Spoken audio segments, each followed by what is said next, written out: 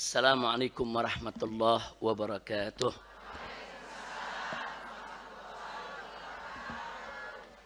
Bismillah walhamdulillah wassalatu wassalamu ala rasulillah wa ala alihi wa sahbihi wa mawalah.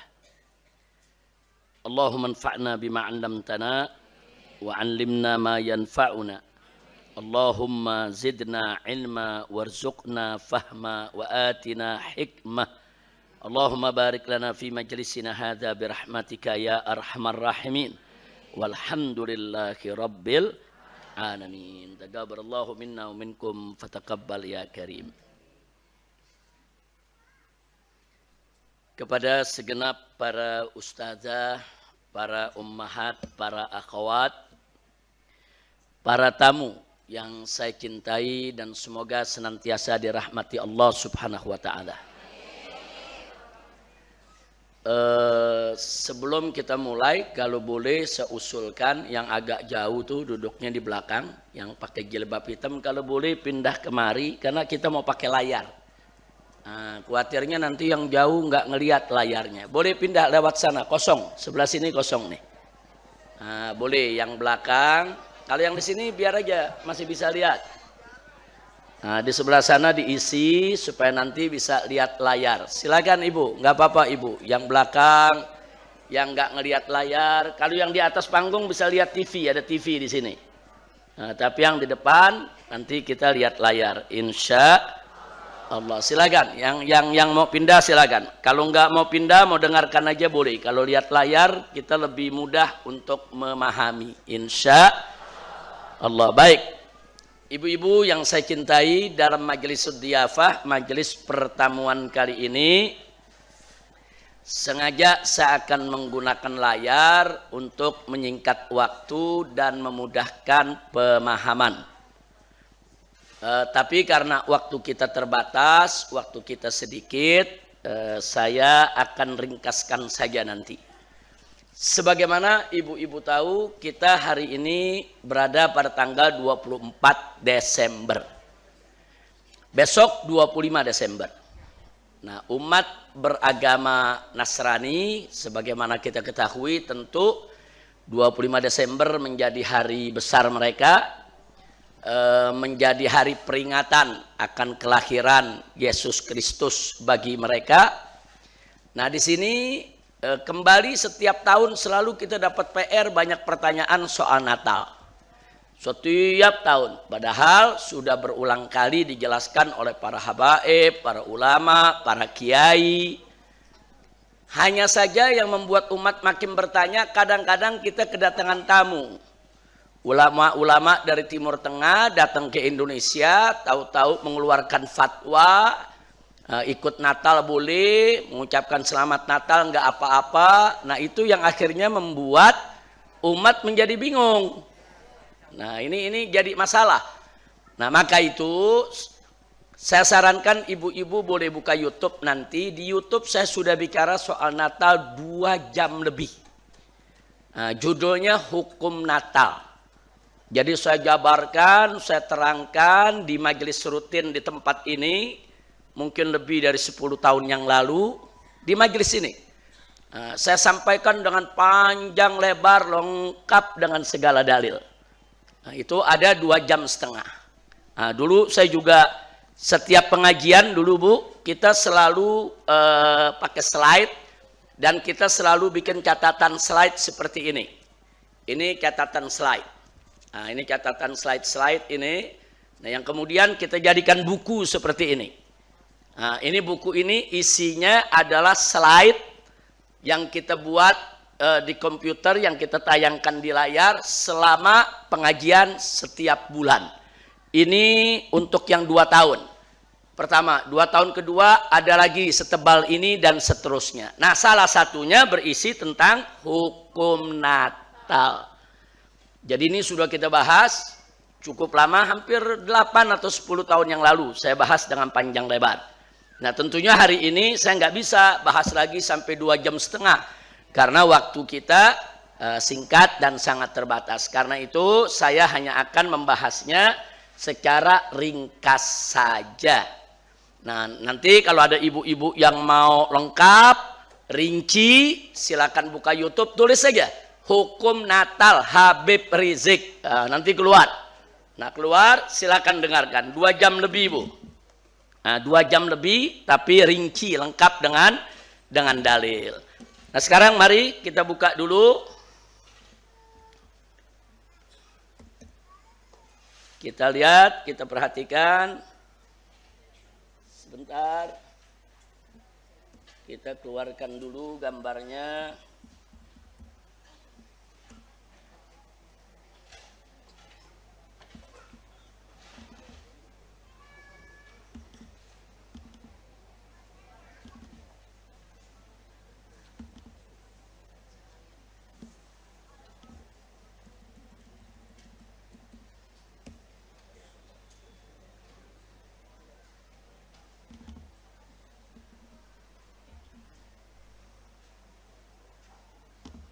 Keluar, Bu?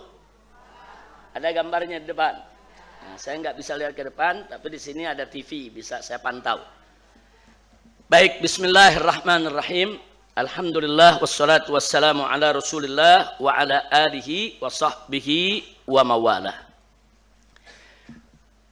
Ibu-ibu yang saya cintai dan saya muliakan dan semoga senantiasa dirahmati Allah Subhanahu wa taala, bahwa sudah cukup lama, beberapa tahun yang lalu, saya pernah menjelaskan di majelis taklim ini, yaitu tentang hukum Natal. Di mana kita kupas di sana bagaimana Natal itu menurut Bible.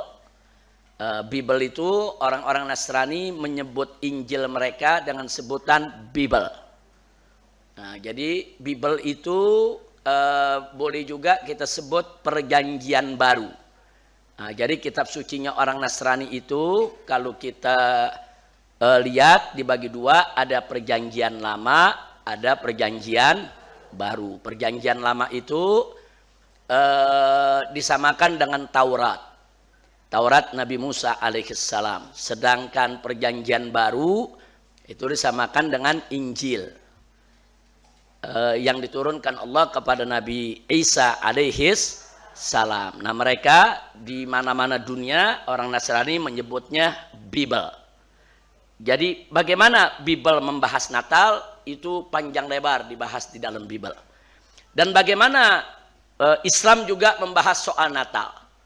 Nah, jadi di slide ini tentang hukum Natal yang saya tulis itu ada 2 bagian pembahasan. Ini slide-nya cukup banyak. Ada, kalau nggak salah ada 35 halaman, 35 slide. Atau ada 30 slide. Nah, cukup banyak. Baik, nah sekarang mari kita lihat singkat saja. Kita mulai, kalau ini tidak saya bahas panjang lebar, Bu, ya. Ini singkat-singkat saja saya bahas kepada ibu-ibu supaya tahu. Jadi pertama, Natal dalam Bible. Apa definisinya, bagaimana sejarahnya, kemudian apa pula kesaksian daripada tokoh-tokoh agama Kristen tentang Natal. Nah, di sini definisi Natal, kita mesti tahu dulu, Bu, apa sih arti Natal?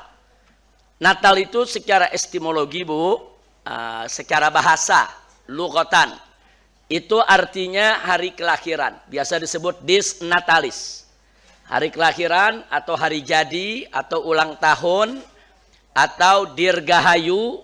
Nah, itu pengertian Natal secara bahasa. Tapi secara terminologi maksudnya secara istilah. Nah, apa itu Natal? Natal itu biasa disebut Christmas atau Mass of Christ. Atau dengan kata lain, peringatan hari kelahiran Yesus Kristus sebagai anak Tuhan.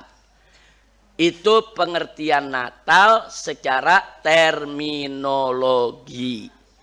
Nah, jadi yang saya ingin bicarakan di sini bukan yang secara bahasa, tapi secara terminologi. Jadi kalau kita dengar hari Natal, apa maknanya?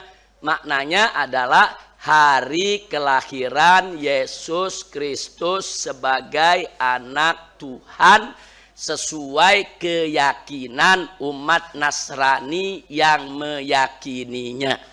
Nah, jelas Bu ya? Bu?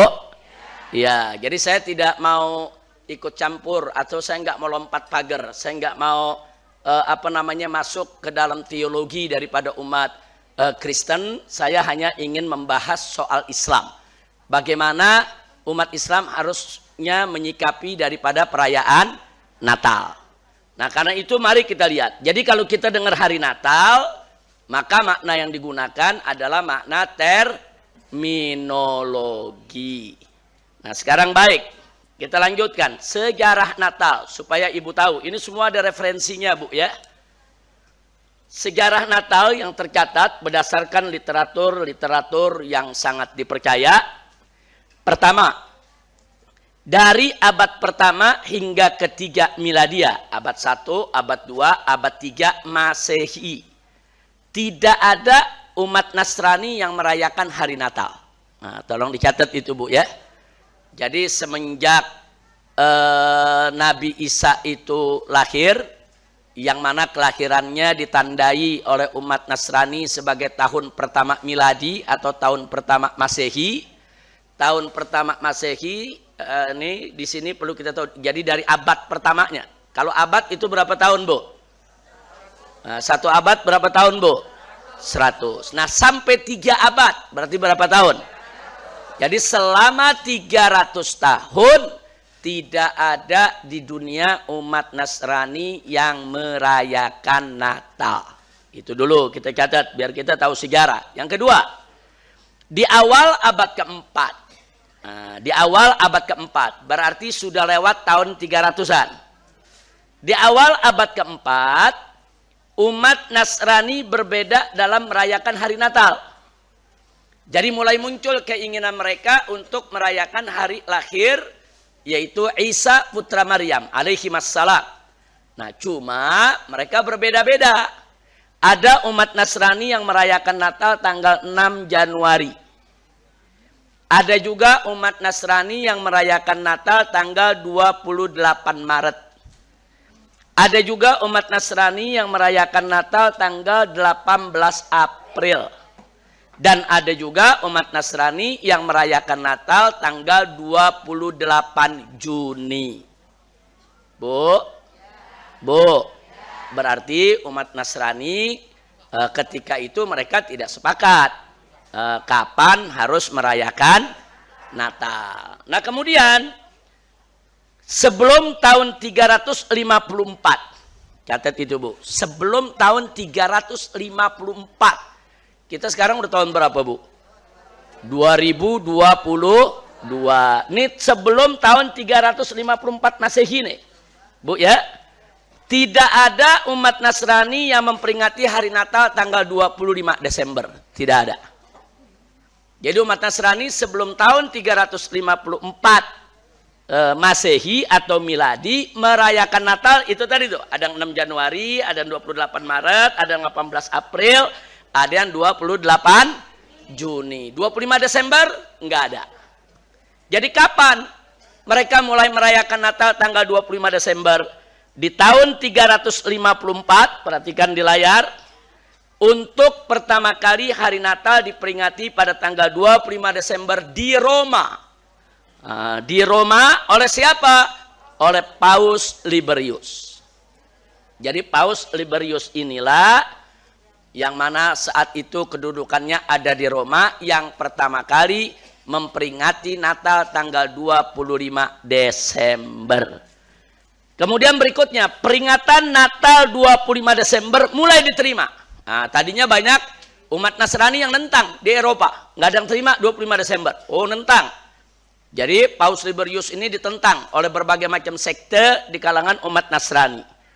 Nah, baru mulai diterima di Konstantinopel. Kapan? Pada tahun 375. Dan baru diterima di Antakya pada tahun 387. Nah, mulai saat itu baru mulai menyebar di mana-mana bahwa Natal tanggal 25 Desember.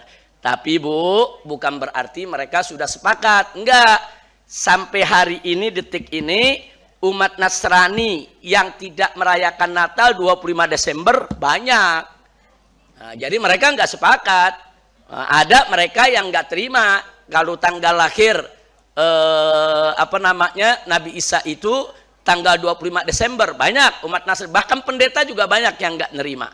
Nah, jadi kesimpulannya, saya tidak mau membahas lebih jauh soal teologinya. Saya hanya menyampaikan fakta sejarah saja, bahwa dari dulu sampai hari ini umat Nasrani, para tokoh agamawannya dari aneka ragam sektenya tidak sepakat kalau Isa putra Maryam alaihi wassalam lahir tanggal 25 Desember. Kira-kira sampai di sini jelas, Bu? Jelas, Bu? Jadi ini kita mengupas sejarah. Nah, berkenaan dengan ini, bagi mereka yang ingin literatur, buka saja Encyclopedia Britannica dan Encyclopedia Americana. Ini dua ensiklopedia berbahasa Inggris. Di sana diterangkan tentang apa yang kita sampaikan barusan. Nah, kemudian berikutnya pertanyaannya, lalu kenapa kok ada umat Nasrani menjadikan kelahiran Nabi Isa itu tanggal 25 Desember? Kenapa? Nah, sebelum kita jawab, kita lihat dulu fakta yang ada ketika itu, Bu. Satu, dulu masyarakat Romawi, Bu, masyarakat Romawi di Eropa nih, dulu mereka itu menyembah dewa matahari. Sebelum Eropa masuk ke dalam agama Kristen, dulunya mereka penyembah matahari. Nah, dewa matahari mereka dikasih nama Dewa Mitra. Nah, kapan hari lahir Dewa Mitra? Orang Romawi melahirkan hari lahir Dewa Mitra tanggal 25 Desember. Bu, ini sebelum Kristen masuk nih, mereka sudah merayakan hari lahir Dewa Mitra tanggal 25 Desember. Yang kedua, bangsa Mesir, ini di zaman Fir'aun dan setelahnya, sebelum mereka masuk Islam, nah mereka juga punya dewa matahari, dan mereka juga banyak yang menyembah matahari. Matahari itu dianggap Tuhan. Nah, dikasih nama dewa matahari adalah Osiris.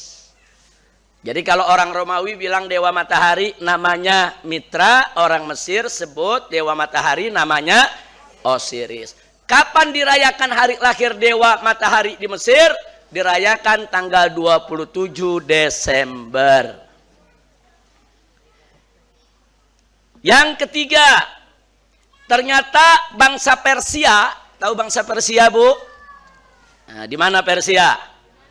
Iran. Bangsa Iran, bukan Irak, Bu ya. Kalau Irak lain lagi, ini Iran pakai N. Nah, bangsa Iran juga sebelum masuk Islam, selain di sana ada Majusi, para penyembah api, mereka juga percaya ada dewa matahari. Dewa mataharinya dikasih nama Horus. Dewa mataharinya namanya Horus. Nah, kata mereka bahwa Dewa Horus ini lahirnya tanggal 28 Desember.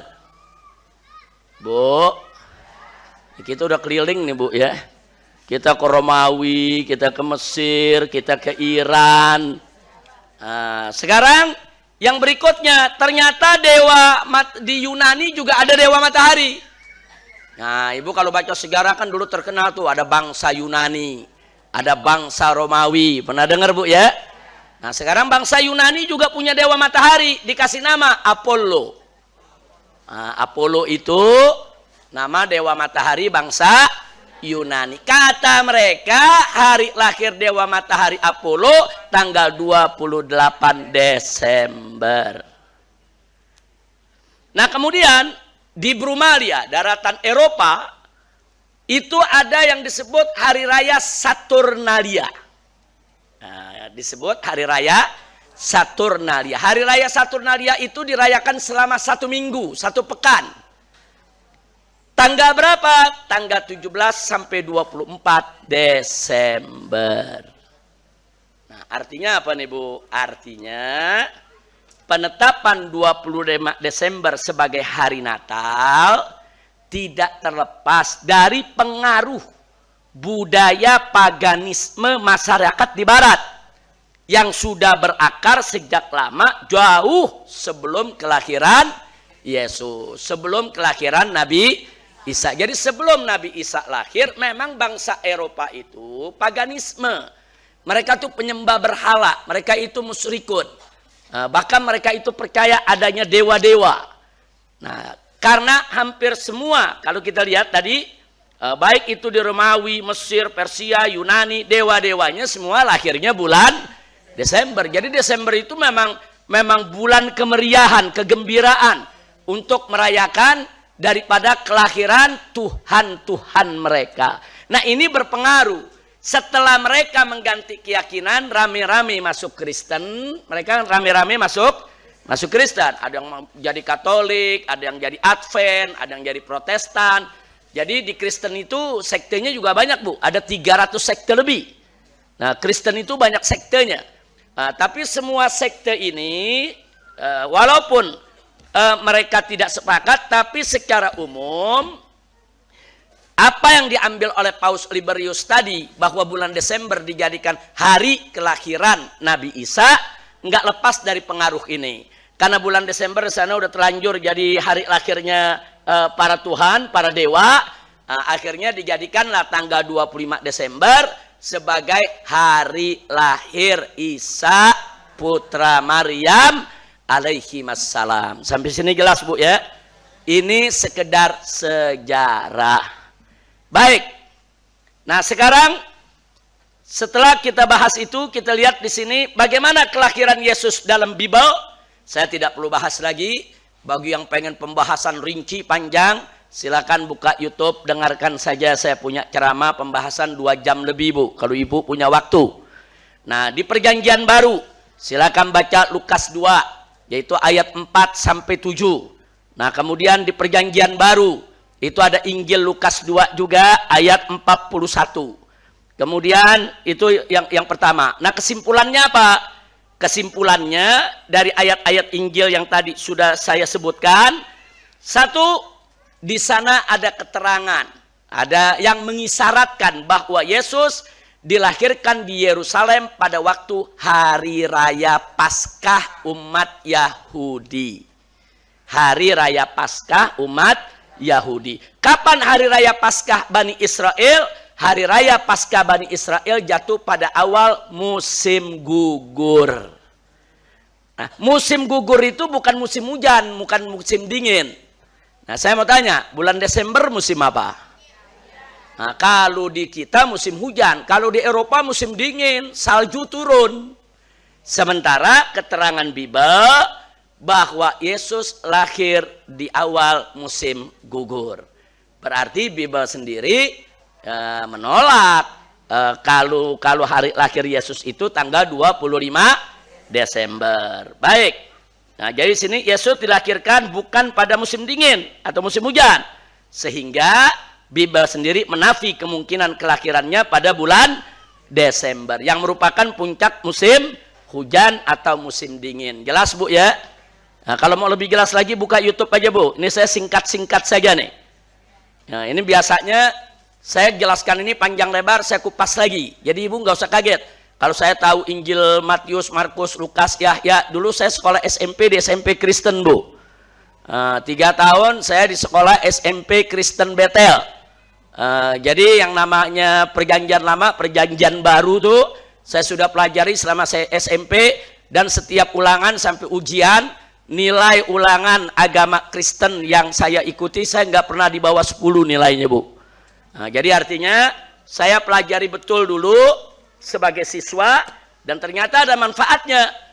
Saat ini saya jadi ngerti cara buka Injil bagaimana, apa keyakinan mereka, mana ayat-ayat yaitu yang bermasalah dan seterusnya. Tapi lagi-lagi di sini saya tidak mau buka teologi, Bu ya. Saya hanya ingin memaparkan bahwa di Kristen sendiri ada perbedaan. Isa itu lahir 25 Desember atau bukan. Di mereka sendiri ada perbedaan. Kira-kira jelas gak? Baik, berikutnya. Masih di Bible. Perjanjian baru Lukas 2, Lukas itu nama Injil, Bu.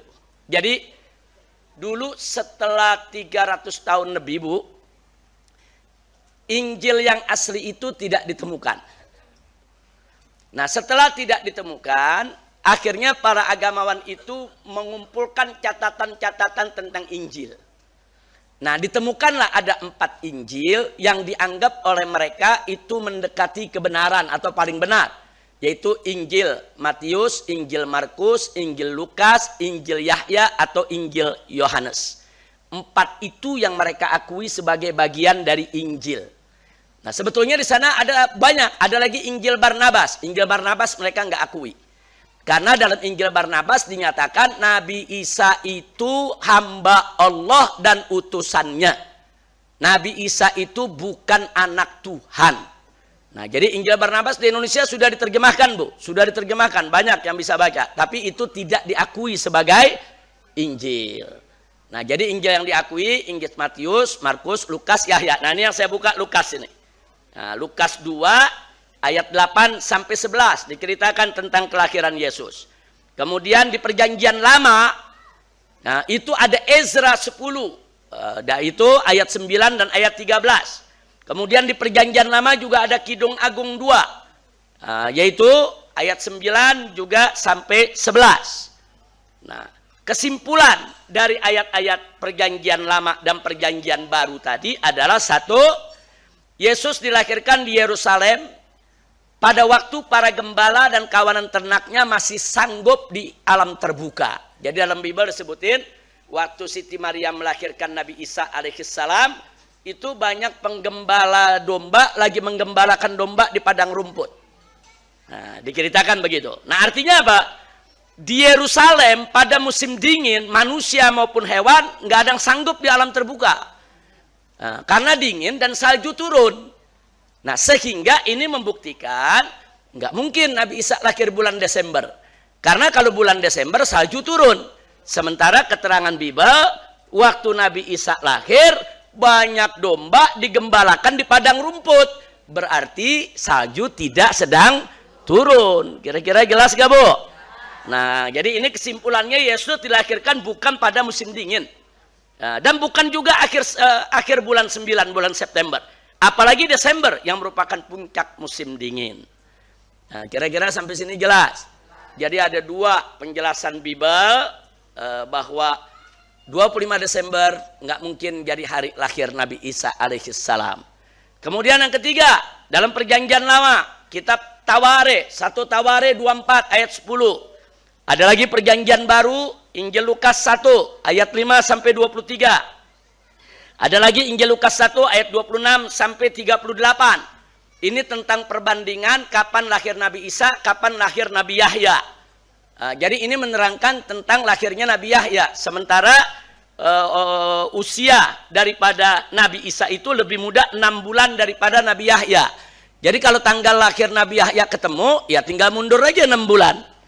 Nah, jadi tinggal mundur 6 bulan berikutnya, baru Nabi Isa lahir. Nah, singkat cerita, di dalam Injil juga ada keterangan astronomi. Yaitu dari Injil Matius 2 ayat 1 sampai 12. Yang menerangkan bahwa pada saat Nabi Isa dilahirkan ada bintang yang terang benderang, satu-satunya bintang. Nah, itu secara astronomi diselidiki, memang ada bintang semacam itu yang bisa muncul 840 tahun sekali. 840 tahun sekali ada satu jenis bintang diselidiki dalam dunia astronomi, itu muncul dengan terang benderang. Nah, kemudian mereka menyatakan bahwa bintang tersebut memang pernah muncul di bulan September ketika tahun kelahiran Nabi Isa alaihissalam. Lagi-lagi fakta astronomi yang ada di Bible juga menolak Nabi Isa lahir tanggal 25 Desember. Nah, kira-kira sampai sini jelas tidak? Oleh karena itu, sejumlah pendeta menolak kalau Nabi Isa lahir tanggal 25 Desember. Saya ungkapkan semua, dia punya literaturnya, kita bisa lihat. Di situ ada Herbert Armstrong dan lain sebagainya. Mereka cerita panjang lebar soal pohon Natal dan seterusnya. Nah, kesimpulan. Nah, ini kesimpulan yang dari Bible ini, Bu, ya. Ini kesimpulan yang kita ambil dari Bible. Satu, data Bible menafi kemungkinan kelahiran Yesus pada bulan Desember. Tahu menafi, Bu, ya? Menafi itu menolak, meniadakan. Nah, kemudian dua, data astronomi juga menafi kemungkinan kelahiran Yesus pada bulan Desember. Kemudian yang ketiga, jadi ada pastor, bukan satu dua, banyak pastor dari beberapa sekte Kristen, itu juga ternyata menafi kemungkinan kelahiran Yesus pada bulan Desember. Nah, dari sini Ibu semua, saya ingin garis bawahi, kalau orang Kristen aja berbeda pendapat kapan Nabi Isa lahir, kenapa kita mau ikut campur? Bu, kita nggak boleh kita menyerang Kristen, nggak boleh menghina Kristen, nggak boleh mengganggu ibadah Natal mereka, nggak boleh. Biarkan mereka Natal, biarkan mereka bergembira, biarkan mereka berhari raya. Kita jangan ikut-ikutan. Loh, kenapa kita jangan ikut-ikutan? Kan menurut mereka katanya 25 Desember. Ternyata mereka sendiri berbeda. Makanya saya nggak habis pikir kalau pendeta sendiri berbeda, kok ada kiai yang mengiyakan Yesus itu lahir 25 Desember. Apa dalilnya? Bu. Jadi jelas, Bu, ya. Jangan ikut-ikutan. Jadi kiai, habaib, ulama nggak usah ikut-ikutan. Orang Kristen aja bingung kapan lahirnya. Lah kok kita ikut-ikutan bingung? Kita jangan ganggu keyakinannya umat Kristen, biarkan saja. Haram kita ganggu mereka. Nah, saya terangkan begini, bukan maksud saya untuk menyerang Kristen, enggak. Saya enggak punya bakat untuk menyerang ajaran orang lain, ya kawan. Saya hanya ingin melindungi umat Islam, menjaga umat Islam, menjaga jamaah saya di mana saja berada supaya tidak ikut-ikutan. Jelas, Bu? Jelas, Bu? Jadi kalau ada kiai, ada ustadz mengatakan ngikut Natal 25 Desember boleh, tanya, kiai am ustadz dari mana tahu Yesus itu lahir 25 Desember? Tanya ayat Quran yang mana, hadis Nabi yang mana, asar yang mana, atau Bible yang mana? Coba tunjukkan. Orang di Bible aja nggak ada kok. Apalagi mau cari di Quran, nggak ketemu. Nah, kira-kira jelas ya? Karena seseorang kalau bicara hukum harus punya dalil. Paham sampai di sini? Sudah atau lanjut? Lanjutnya bulan depan. Bukan ntar pertemuannya Ibu nggak kebagian waktu buat ngomong, Bu. Lanjut. Mau lanjut? Nah, sekarang lanjut bagian kedua, Natal dalam Islam. Baik. Mari kita lihat. Di dalam Al-Quran, banyak ayat Al-Quranul Karim menceritakan tentang Nabi Isa alaihissalam. Nabi Isa alaihissalam. Ada dalam surat Al-Baqarah, ada dalam surat Ali Imran, surat An-Nisa, surat Al-Ma'idah, surat At-Taubah, surat Maryam, surat Al-Anbiya, surat Al-Mu'minun. Begitu juga surat Al-Zukhruf, surat Al-Hadid, surat As-Saff, surat At-Tahrim. Lengkap saya tulis dengan ayat-ayatnya. Nah, kesimpulannya dalam ayat-ayat tadi diceritakan tentang kemuliaan Nabi Isa, keistimewaan Nabi Isa, mukjizat Nabi Isa, dahsyatnya Nabi Isa, yaitu sebagai utusan Allah. Diceritakan semua bagaimana perjuangan Nabi Isa. Nah, cuman satu yang kita mesti garis bawahi, bahwa ayat Al-Quran semua menetapkan bahwa Isa itu adalah Abdullahi wa Rasuluh, hamba Allah dan utusannya. Jadi tegas Al-Quran menyatakan bahwa Nabi Isa bukan anak Tuhan. Nah, ini kita bicara bukan lagi nyerang agama lain nih, Bu, ya. Kita lagi bicara tentang akidah Islam, bahwa Allah tidak beranak dan tidak diperanakkan. Lam yalid walam yulad, itu akidah kita. Nah, dalam ayat-ayat berkaitan dengan Nabi Isa alaihissalam, itu Allah tekankan bahwa Nabi Isa itu hamba Allah. Nabi Isa itu bukan anak Allah. Nah, jadi semua ini ditekankan betul-betul oleh Allah subhanahu wa ta'ala dalam Al-Quranul Karim. Nah, tapi memang kita ini umat Islam wajib beriman kepada Nabi Isa alaihissalam. Wajib mencintainya, wajib menghormatinya, wajib memuliakannya, bahkan wajib beriman kepadanya. Nah, nggak boleh lupa tuh, Bu. Jadi kalau ada orang ngaku Islam nggak beriman kepada Nabi Isa alaihissalam, dia nggak sah imannya. Nah, jadi orang Islam itu wajib, kan salah satu rukun iman apa? Iman kepada para Rasul, para Nabi. Jadi kalau ada orang ngaku Islam nggak beriman kepada Nabi Isa alaihissalam, dia kafir, dia bukan Islam. Nah, jadi kedudukan Nabi Isa tuh dahsyat dalam Islam, kedudukannya begitu istimewa. Nah, jangan lupa. Nah, tapi ayat-ayat keistimewaan Nabi Isa ini yang kita baca, jangan dijadikan dalil boleh merayakan Natal bersama umat Kristen. Jadi banyak ada tokoh-tokoh agama, ini ayat semua dia bahas, terus dijadiin dalil. Kalau begitu merayakan Natal boleh, enggak begitu. Ini ayat bicara tentang kemuliaan Nabi Isa, keistimewaan Nabi Isa, keagungan Nabi Isa alaihissalam, kenabian Nabi Isa, kerasulannya. Itu dibahas semua dalam Al-Quran. Ya, kedudukannya memang begitu hebat. Tapi ayat-ayat tadi nggak ada yang suruh kita Natalan, nggak ada. Nah, kira-kira jelas gak, Bu? Jadi jangan ayat Al-Quran dimanipulasi, dikorupsi. Bu, bukan duit aja dikorupsi, Bu. Ada korupsi dalil, ada korupsi dalil, ada manipulasi hujah, hujah diputar balik, nggak boleh. Nah, jadi ayat-ayat yang kita sampaikan di sini itu tidak ada sangkut paut dengan merayakan Natal. Jadi merayakan Natal 25 Desember nggak ada dalam Al-Quranul Karim. Jelas, Bu, ya? Baik. Nah, jadi kelahiran Nabi Isa dalam Islam itu apa? Tadi sudah kita sebutkan. Pokoknya nggak ada satu ayat pun dari Al-Quranul Karim atau As-Sunnah atau Athar yang menginformasikan tentang tanggal kelahiran Nabi Isa alaihissalam. Sehingga tidak ada pembenaran syar'i. Karena di Quran tidak ada, di hadis tidak ada, di Athar tidak ada, jadi tidak ada justifikasi. Tidak ada yang melegitimasi, tidak ada yang membenarkan bahwa Nabi Isa itu lahir tanggal 25 Desember. Nggak ada dalil. Nah, saya mau tanya, dalam Islam kalau nggak ada dalil boleh nggak? Nggak boleh. Jadi nggak ada dalil Nabi Isa lahir tanggal 25 Desember. Kalau umat Kristen meyakini Nabi Isa lahir tanggal 25 Desember, itu hak mereka, urusan mereka. Saya lagi nggak bicara teologi mereka. Saya lagi nggak bicara nyerang mereka, tidak. Saya lagi menekankan kepada umat Islam. Umat Islam, saudara saya, bahwa dalam Islam itu tidak ada dalil Nabi Isa lahir tanggal 25 Desember. Itu garis bawahi. Nah, ini kan kita cerita kita umat Islam. Masa kita umat Islam yang kita ambil pendapat agama lain? Enggak dong, Bu.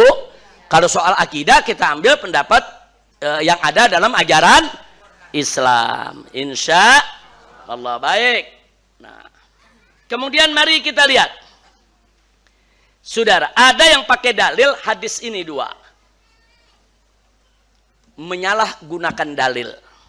Apa mereka bilang?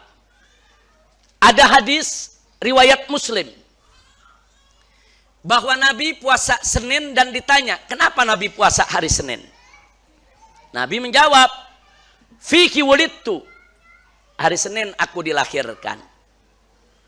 Bu, Nabi ditanya, ya Rasulullah, kenapa sih Anda puasa tiap hari Senin?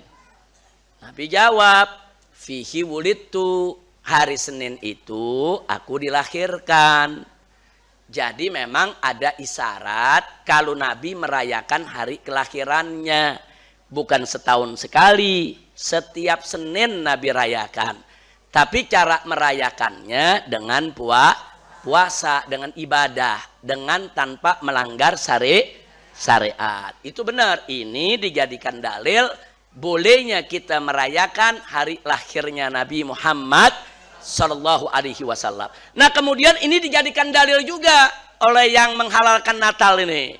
Dia bilang apa tuh? Kan merayakan hari lahir Nabi Muhammad boleh, berarti merayakan hari lahir nabi-nabi yang lain boleh juga dong. Begitu, Bu. Bu. Jadi ini dijadikan dalil. Jawabnya benar. Merayakan hari lahir nabi-nabi yang lain nggak apa-apa. Cuman ente tahu gak tanggalnya tanggal berapa? Kalau hari lahir Nabi kita ada tanggal 12 Rabiul Awal. Nah Nabi yang lain? Kalau dia bilang oh, ada Nabi Isa tanggal 25 Desember. Dari mana? Kan gak ada. Kita mau merayakan hari lahir Nabi Isa boleh. Syaratnya satu, kalau kita tahu tanggal lahirnya kapan. Syarat yang kedua, kita merayakannya sebagai manusia, bukan sebagai anak Tuhan. Syarat yang ketiga, merayakannya cukup sesama umat Islam saja. Jangan digabung dengan umat agama lain. Karena umat agama lain keyakinannya beda. Mereka meyakini Isa itu anak Tuhan. Nah, kira-kira jelas gak Bu? Nah, itu pun kalau ada tanggalnya. Ada tanggalnya boleh. Tapi masih ada syarat. Rayakan sesama umat Islam dan merayakannya sebagai manusia, sebagai utusan Allah, bukan sebagai anak Tuhan. Kira-kira jelas Ibu? Bu? Jelas Bu ya? Nah, ada lagi hadis kedua yang suka disalahpahami.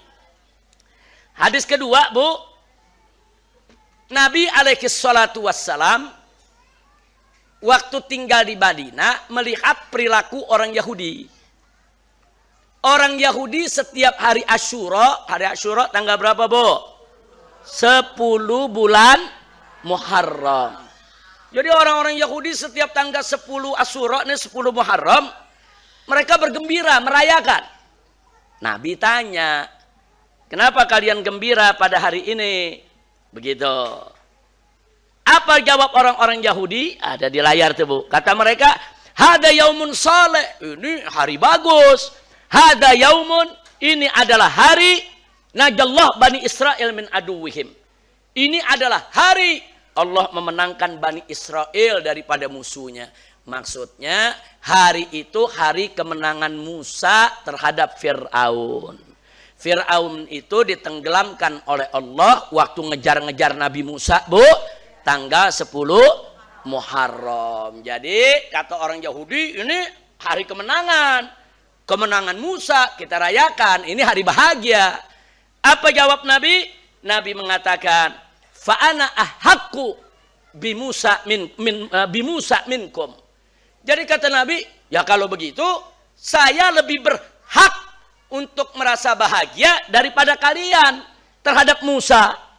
Artinya Nabi menunjukkan bukan ente aja yang cinta Nabi Musa, bukan ente aja yang beriman kepada Nabi Musa. Kami juga umat Islam beriman kepada Nabi Musa. Kalau kalian gembira, kami juga gembira dengan kemenangan Nabi Musa. Nah, semenjak saat itu Nabi perintahkan sahabatnya puasa tanggal 10 Muharram. Bu, ini dijadiin dalil tuh. Nabi dapat kabar dari Yahudi. Katanya tanggal 10 Muharram hari kemenangan Nabi Musa. Nabi ikut ngerayain. Nah, sekarang kita dapat kabar dari pendeta. Nabi Isa lahir 25 Desember. Kenapa kita nggak ikut? Bu, ini kalau yang nggak punya ilmu gampang banget tuh kepengaruhnya. Apalagi kalau yang bicara kiai, apalagi kalau yang bicara habib, apalagi kalau yang bicara profesor, doktor. Ya sudah, orang awam bablas. Bu, nah makanya di sini saya ingin ajak ibu-ibu supaya nggak bablas Bu, ya Bu. Kita mesti jaga akidah Bu ya. Jawabnya iya. Waktu Nabi tanya kepada orang Yahudi, saudara, kenapa mereka senang? Mereka sampaikan mereka senang karena ini hari kemenangan Musa. Nabi benarkan. Yang dibenarkan oleh Nabi adalah tanggal kejadiannya. Jangan lupa tuh. Jadi tanggal 10 Muharram itu menjadi hari kemenangan Musa karena berita dari Nabi, bukan berita dari Yahudi.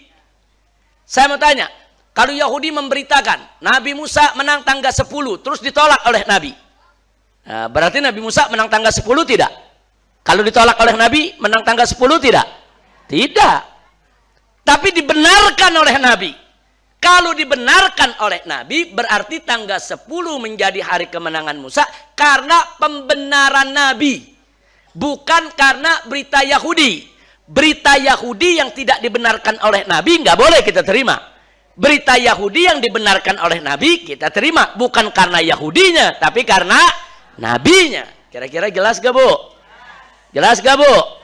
Jadi 10 Muharram hari kemenangan Musa ada pembenaran dari Nabi. Nah sekarang saya tanya, hari lahir Nabi Isa tanggal 25 Desember, pembenaran dari Nabi ada atau tidak? Enggak ada. Kalau ada pembenaran dari Nabi, ya kita wajib ikut. Maksud artinya wajib ikut percaya. Kalau tanggal 25 Desember adalah hari lahir Nabi Isa. Kalau Nabi bilang betul, kita juga bilang betul. Tapi sekarang saya tanya, ada gak pembenaran dari Nabi? Ada. Kira-kira jelas gak Bu? Jadi hadis ini jangan dijadikan alat untuk membenarkan umat Islam ikut Natal. Kira-kira jelas Bu? Ya repot. Kadang-kadang ada ahli tafsir membolehkan Natal, fikih gak ngerti. Gak bisa. Orang boleh ahli tafsir, tapi kalau dia gak ngerti fikih, gak boleh dia berfatwa. Silakan dia menafsirkan. Kalau mau berfatwa tuh bukan hanya ngerti tafsir, bukan hanya ngerti hadis, tapi dia juga mesti ngerti kaidah-kaidah usul, kaidah-kaidah fikih, ilmu fikih, apa syarat berfatwa. Nah, ada juga yang ngerti hadis dia main berfatwa. Belum tentu orang ngerti hadis bisa berfatwa. Nah, jadi fatwa itu mesti ngerti Quran, ngerti hadis, ngerti juga ilmu fikih dan usulnya. Kira-kira jelas gak Bu? Jelas Bu? Nah, baik. Nah, sekarang kita lanjutkan. Jadi, kesimpulan yang saya mau sampaikan di sini, pada dasarnya boleh merayakan hari kelahiran Nabi Isa alaihissalam sebagai seorang hamba Allah dan sebagai Rasulnya. Namun, yang jadi persoalan, tidak ada dalil tentang kapan beliau dilahirkan. Sehingga tidak ada pembenaran syar'i terhadap hari tertentu sebagai hari kelahiran Nabi Isa alaihissalam. Andai pun, nah, baca di layar, andai pun diketahui tanggal lahir Nabi Isa alaihissalam, andai kata diketahui, maka kebolehan memperingatinya hanya sebagai hamba Allah, sebagai utusan Allah. Nggak boleh kita peringati sebagai anak Tuhan. Dan hanya sebatas sesama umat Islam. Ada yang nanya, Habib kenapa sih sebatas sesama umat Islam? Contoh, umpama nih Bu. Andai kata benar Nabi Isa lahir tanggal 25 Desember, andai kata benar. Bu, andai kata apa tuh artinya? Andai kata, umpamanya, misalnya. Bukannya andai kata kadang-kadang ibu-ibu lagi berkipas, dia nggak denger andai katanya. Nah, Bu, semua dengerin nih. Andai kata Nabi Isa lahir tanggal 25 Desember. Andai kata benar. Andai kata benar. Nah, andai kata benar, kalau begitu boleh gak umat Islam merayakannya? Boleh.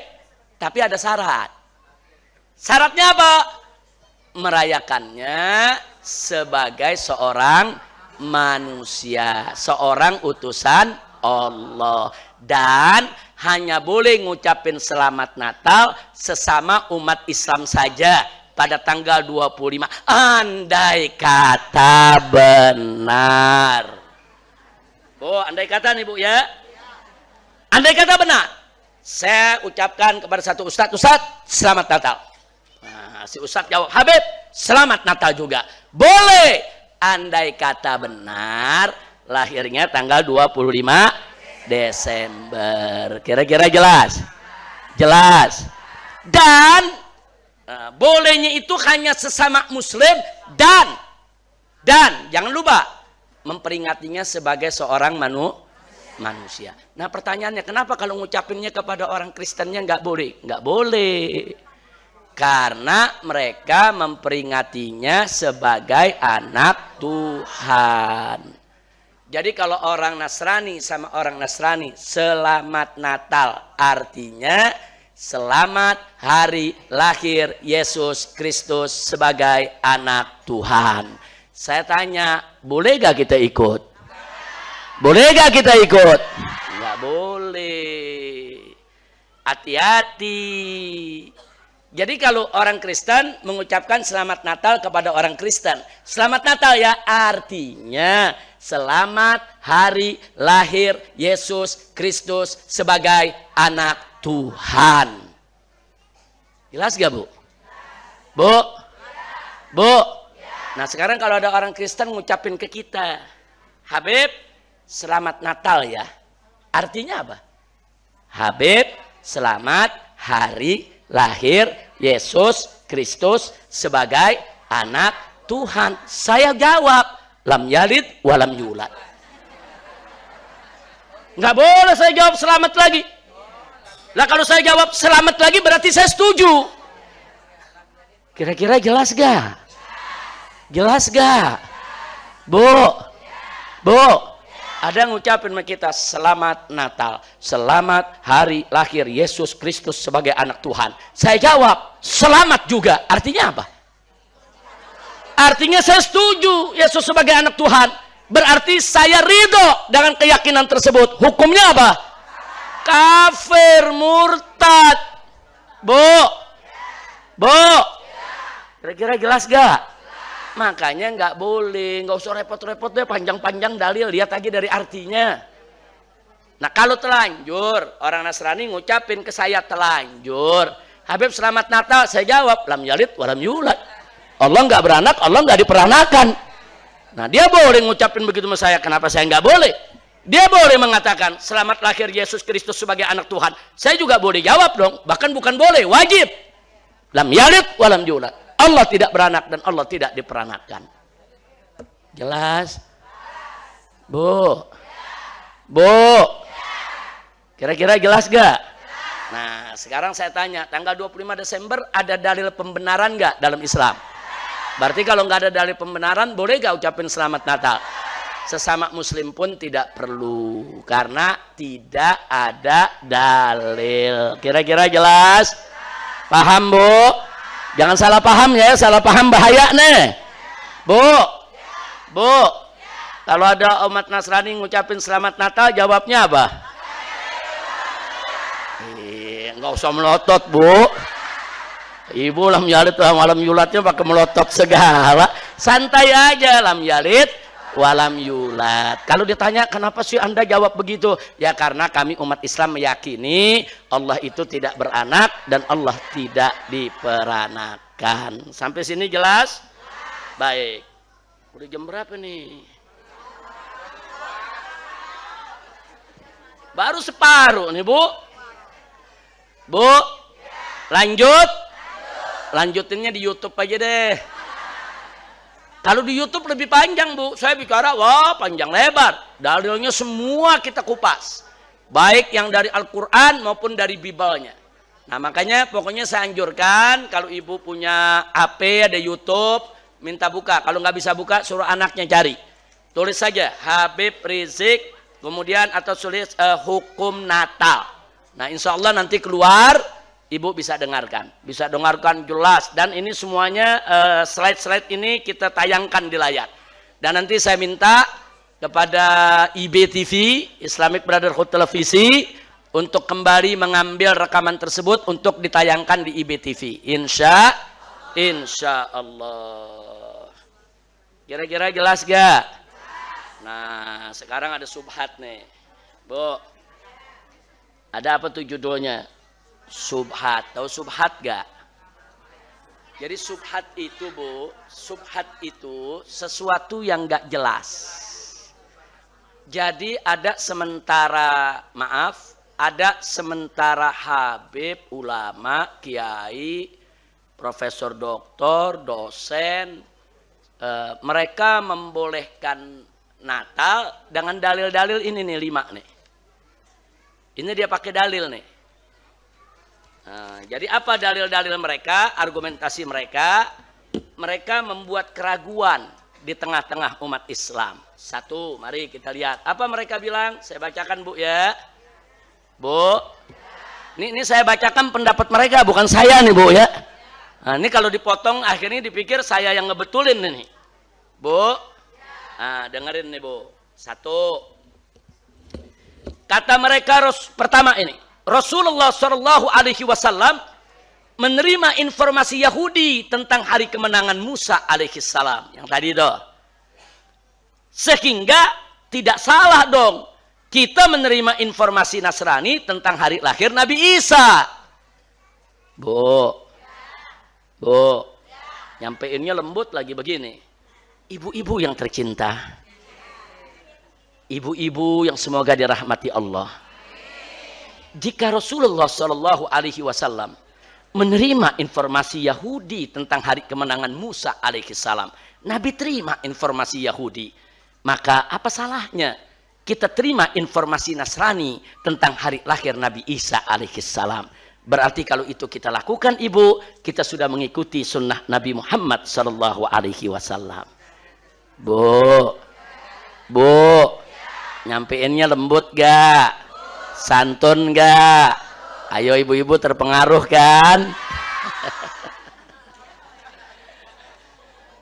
Bu, orang ini bu ya, kalau kita bicara akhlak bukan ditentukan oleh santun dan lembutnya, tapi ditentukan oleh benar dan salahnya. Biar santun, kalau salah tetap salah. Nyampeinnya santun tapi isinya racun. Bu, jelas bu? Nah, kedua, apalagi mereka bilang, selama kita memperingati Natal sebagai hari lahir Isa sebagai manusia, tidak mengapa. Yang penting kan niat kita baik. Kita kan mampu menjaga akidah. Enggak apa-apa kita ketemu orang Kristen, selamat Natal. Yang penting maksud kita sebagai manusia. Kan yang penting niat kita. Bu, ayo terpengaruh kan? Tapi nyampe ini bahasanya mantep bu ya. Iya, terus yang ketiga apa mereka bilang? Memperingati Natal merupakan ekspresi cinta dan hormat kepada Nabi Isa alaihissalam. Cinta dan hormat kepada Nabi Isa merupakan bagian daripada iman kepadanya. Kenapa kita nggak boleh ikut Natal? Rayakan Natal, yang penting niat kita. Kita bukan mempertuhan Nabi Isa. Kita bukan menganggap Isa itu sebagai anak Tuhan. Kita hanya ingin mengekspresikan rasa cinta dan hormat kita kepada Nabi Isa. Kita hanya ingin menunjukkan iman kita kepada Nabi Isa alaihissalam. Bu, terpengaruh kan? Bu. Nah sekarang yang keempat mereka bilang apa lagi? Memperingati Natal merupakan bentuk toleransi antar umat beragama. Bisa menyuburkan keharmonisan hubungan antar umat beragama. Sehingga kita ini berhubungan baik dengan semua saudara sebangsa dan setanah air. Bu. Tapi dalilnya kelihatannya benar bu ya. Kelihatannya. Yang terakhir, apa kata mereka? Mengucapkan selamat Natal kepada umat Nasrani adalah penghormatan. Yang penting kita niatkan saja kelahirannya sebagai manusia, bukan sebagai anak Tuhan. Yang penting niat. Terus mereka tambahin, kenabian kenapa sih? Selamat Natal kan cuma ucapan, kok berisik sih soal ucapan aja. Hanya gara-gara cuma ucapan kita ribut. Udahlah, ini cuma ucapan, nggak apa-apa, yang penting niatnya baik. Bu, jawab jangan. Ada 5 nih. Jawab jangan. Ayo ibu yang jawab ya. Anggap ujian bu. Saya dulu kalau ngajar majelis taklim ada ujiannya bu. Saya 6 bulan sekali jamaah majelis semua saya kasih kertas, saya suruh jawab. Memilih pilihan A, B, C, D. Kita suruh pilih. Ntar kadang-kadang nilainya bagus, kadang-kadang nilainya jelek semua. Nah kalau lagi jelek semua kita ulang lagi itu pelajaran. Bu, jawab jangan. Jam 2. Belum. Baik, singkat saja bu ya. Perhatikan jawaban ini semuanya. Saya bacakan aja. Pertama tadi mereka mengatakan Rasulullah kan terima informasi Yahudi tentang kemenangan Nabi Musa. Enggak, Rasulullah enggak nolak. Orang Yahudi bilang 10 Muharram jadi kemenangan Nabi Musa, Nabi terima.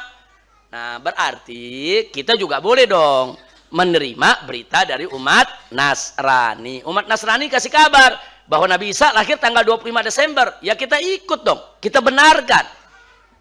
Nah, ini cara jawabnya tadi sudah saya jabarkan. Saya ulangi, saya baca saja. Rasulullah Shallallahu Alaihi Wasallam menerima informasi Yahudi tentang hari kemenangan Musa alaihissalam karena beliau tahu betul tentang kebenaran informasi tersebut.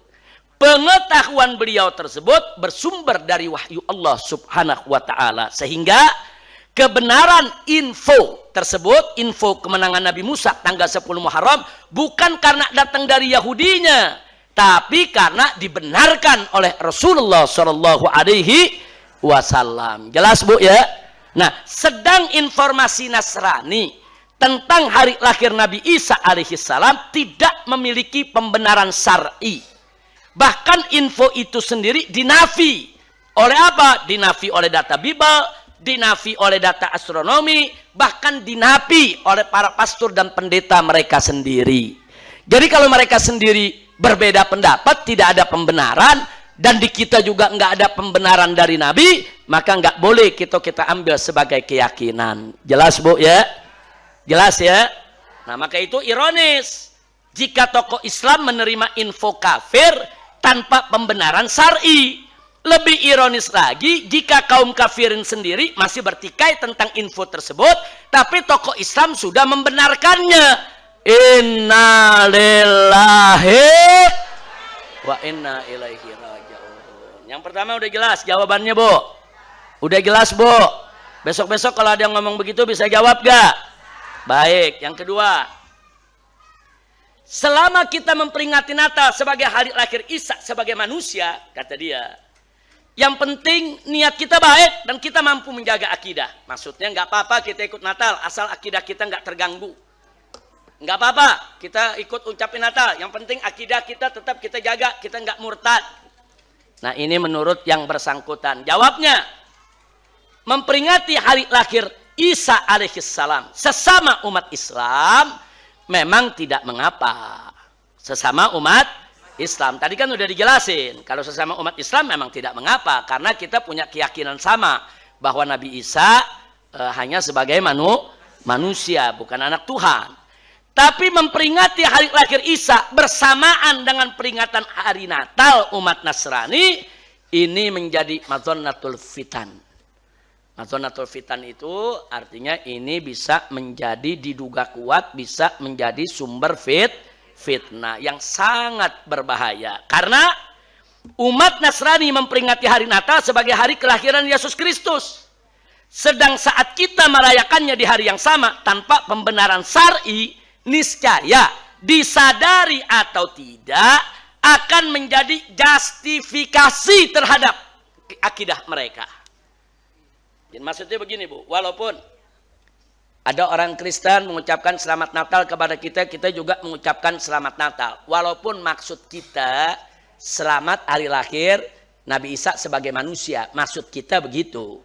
Tapi kalau kita mengucapkan selamat Natal itu kita tujukan kepada umat Nasrani yang merayakannya, itu menjadi justifikasi dan legitimasi, seolah-olah kita membenarkan keyakinan mereka, walaupun sebetulnya hati kita tidak membenarkan mereka. Itu yang disebut menjadi sumber fitnah. Nah, kalau sumber fitnah begitu jangan dikerjain. Nah, kira-kira jelas gak? Jelas gak? Jelas Bu? Jelas. Jadi yang namanya sumber fitnah tuh mesti dijauhin, walaupun maksud kita bukan begitu. Contoh, seorang wanita berjalan di tengah malam dengan laki-laki yang bukan mahram, tanpa keperluan, bukan mau ke rumah sakit, bukan mendadak ada yang meninggal dunia, tanpa darurat nih. Nah, kemudian tetangga-tetangga berbisik, berbisik yang miring-miring, saudara, berbisik yang miring-miring. Saya tanya, kira-kira bisik tetangga wajar tidak? Wajar. Jangan nyalain tetangga, siapa suruh?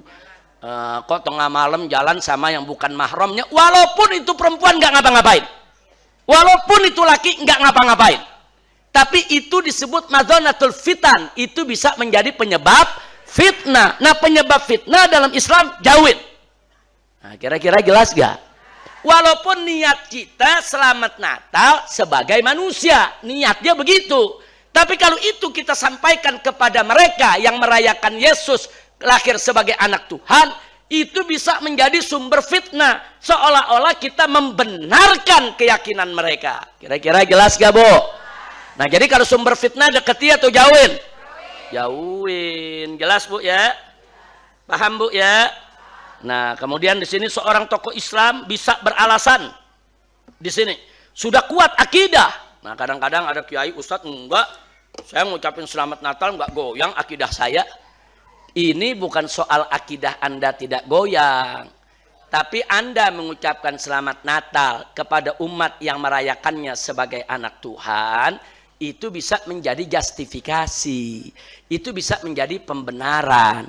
Nanti orang awam ngelihat ustadz tuh ngucapin selamat Natal, kiai tuh ngucapin selamat Natal, berarti mengucapkan selamat kepada keyakinan yang berbeda. Ini saudara berarti kiai bersangkutan menjadi sumber fitnah. Nah, makanya di sini kita lihat seorang tokoh Islam bisa beralasan sudah kuat akidah, tapi ia jangan lupa terhadap umat yang lemah akidah, yang selalu menjadikannya sebagai contoh dan suri tauladan. Si kiai akidahnya kuat, umat yang di bawah, nah kan banyak yang nggak kuat akidahnya. Kalau kemudian itu umat di bawah ngikut-ngikutan kiainya, nah ini yang mesti dijaga. Kira-kira jelas gak? Nah, saya kasih contoh begini, Bu. Nabi tidak pernah selaman dengan perempuan yang bukan mahram.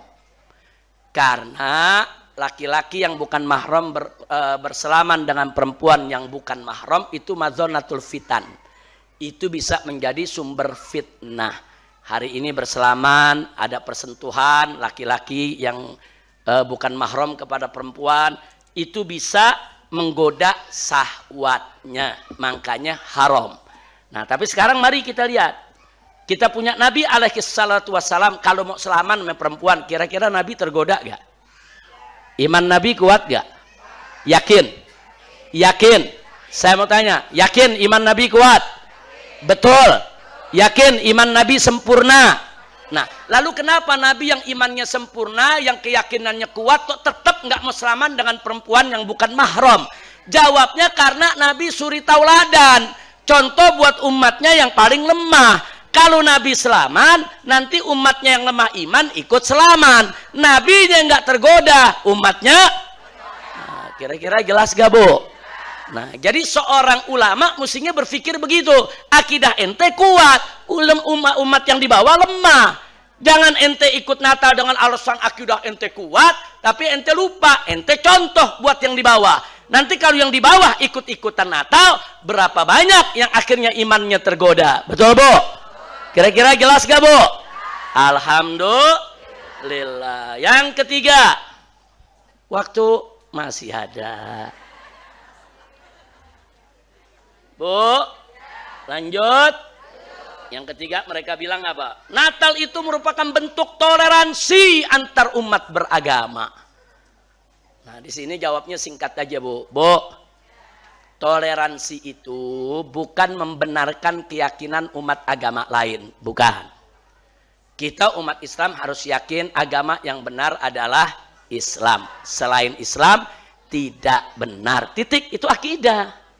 Tapi kita nggak usah caci maki agama orang.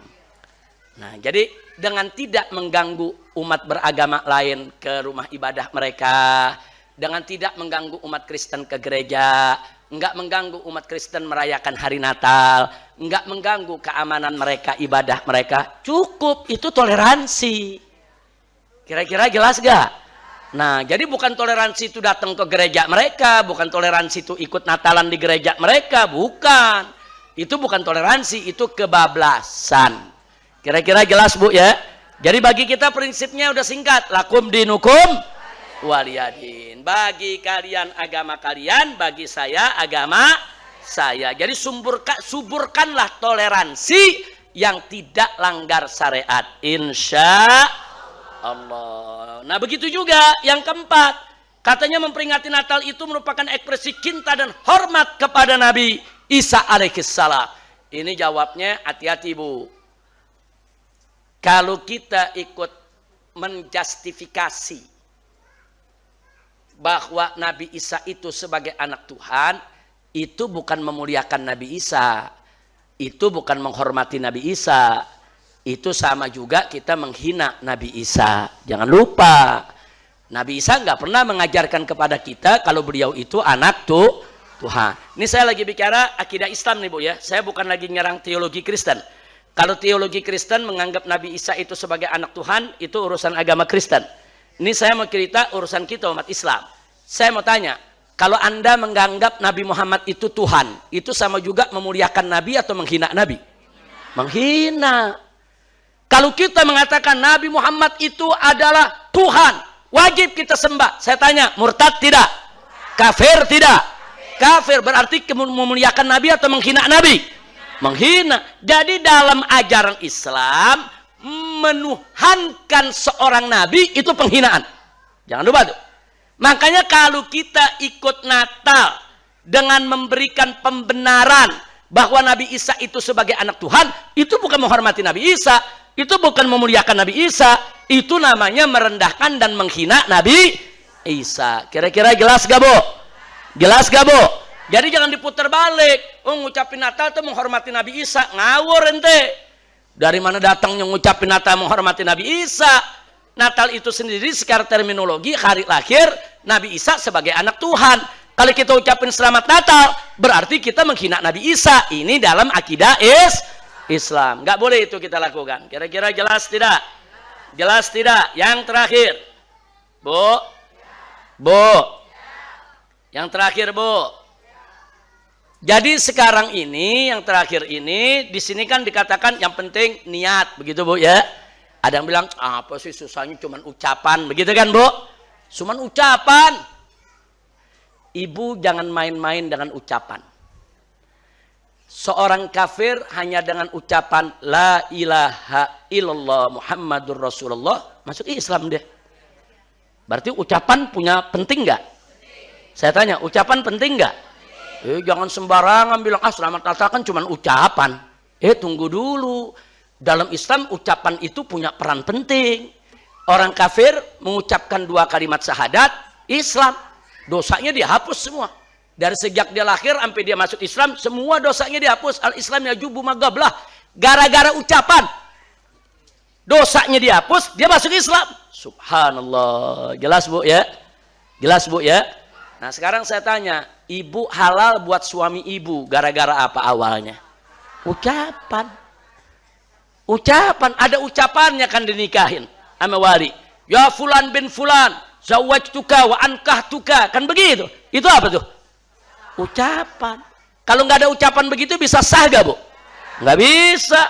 Biar kata dibawain mobil Alphard 10 biji lagi, dia bawain hotel 50 gedung lagi, tapi nggak ada ijab kabul ucapannya, sah tidak? Enggak. Jadi sahnya nikah karena apa?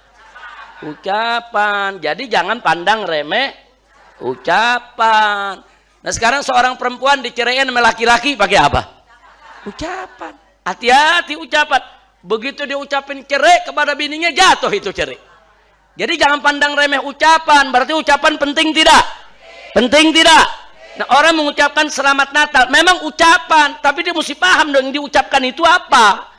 Natal itu secara terminologi hari lahir Yesus Kristus sebagai anak Tuhan. Jadi kalau kita katakan selamat Natal, berarti selamat hari lahir Yesus Kristus sebagai anak Tuhan. Ya haram dong. Nggak boleh dong umat Islam melakukannya. Kira-kira jelas tidak? Paham Bu semua? Alhamdulillah. Jadi jangan pandang remeh ucapan. Baik, sebagai penutup, alhamdulillah Majelis Ulama Indonesia tanggal 7 Maret tahun 1981. Bu, sekarang tahun berapa? 2022. Ini MUI keluarin fatwa tahun 81. Berarti udah berapa tahun? 41 tahun. Jangan-jangan kalau di sini ada ibu-ibu yang umurnya masih di bawah 40 belum lahir nih. Jadi MUI dulu di bawah pimpinan almarhum Buya Hamka sudah mengeluarkan fatwa bahwa umat Islam haram hukumnya ikut Natal bersama umat agama lain. Dan ini sampai hari ini fatwa ini masih berlaku. Nggak pernah tuh dibatalin sama MUI sampai hari ini. Alhamdulillah. Nah, jadi artinya MUI sudah keluarkan fatwa, dalil sudah jelas. Mau ngapain lagi kita ribut-ribut soal Natal? Jadi umat Islam udahlah, nggak usah ada kiai tokoh sok toleran, sok disebut arif dan bijak, ojok-ojok umat Islam untuk ikut Natal. Kayak kurang kerjaan ya, kawan. Biarin aja yang umat Kristen, biarin dia Natal, biarin dia gembira, biarin dia bahagia. Jangan kita ganggu, jangan. Silakan mereka merayakan, silakan. Kita bantu dia jaga keamanannya, jangan berisik di kampung kita. Nggak apa-apa, silakan. Tapi jangan kita ikut merayakan Natal. Kira-kira jelas tidak? Jelas tidak? Nah, makanya hari ini MUI meminta kepada Bapak Kapolri supaya menindak kalau ada perusahaan-perusahaan yang memaksa pegawai muslimnya untuk memakai atribut Natal. Nggak boleh, itu namanya pemaksaan. Nggak boleh, umat Islam nggak boleh ikut acara Natal, titik, haram, selesai. Nah, jadi nggak usah pakai diputer-puter ya, ikhwan. Nah, itu yang saya mau sampaikan. Nah, baik. Setelah saya sampaikan ini semua kepada ibu-ibu yang saya cintai di sini, kembali kepada masalah yang tadi di awal saya sebut. Habib, gimana ini? Ada ulama-ulama di Timur Tengah, bahkan ada yang datang ke Indonesia, ceramah di sana, ceramah di sini, wawancara sana, wawancara sini. Dia bilang ikut Natal boleh, ikut Natal tuh nggak haram dan seterusnya. Maka jawab saya satu, maaf, Bu ya, kita mau sampaikan bisa jadi ulama-ulama tersebut yang datang ke Indonesia tidak tahu situasi Indonesia. Nah, saya amat menyesalkan kalau ada ulama Timur Tengah bicara di Indonesia tanpa mengetahui situasi Indonesia. Artinya apa? Di Indonesia ini, katakanlah Bu, katakan, andai kata selamat Natal itu boleh. Andai kata boleh. Bu, andai kata. Kata tuh andai kata. Andai kata boleh. Tetap kita larang. Loh kenapa Habib? Nah, saya kasih contoh begini Bu. Ada orang dagang pisau, boleh gak? Tapi yang beli ngaku, saya mau bunuh orang. Boleh gak kita jual? Nah, boleh. Dagang pisau boleh. Tapi kalau kita tahu pisau kita mau dipakai buat maksiat, nggak boleh. Yang halal menjadi haram. Kan dagang pisau halal, boleh. Tapi karena tujuannya untuk maksiat, jadi nggak boleh. Itu dalam syariat disebut saddud dzari'ah. Itu dalam usul fikih disebut saddud dzari'ah. Nah, sekarang saya mau urusan Natal. Andai kata selamat Natal itu boleh, merayakan Natal itu boleh, tetap saya akan melarang. Kenapa?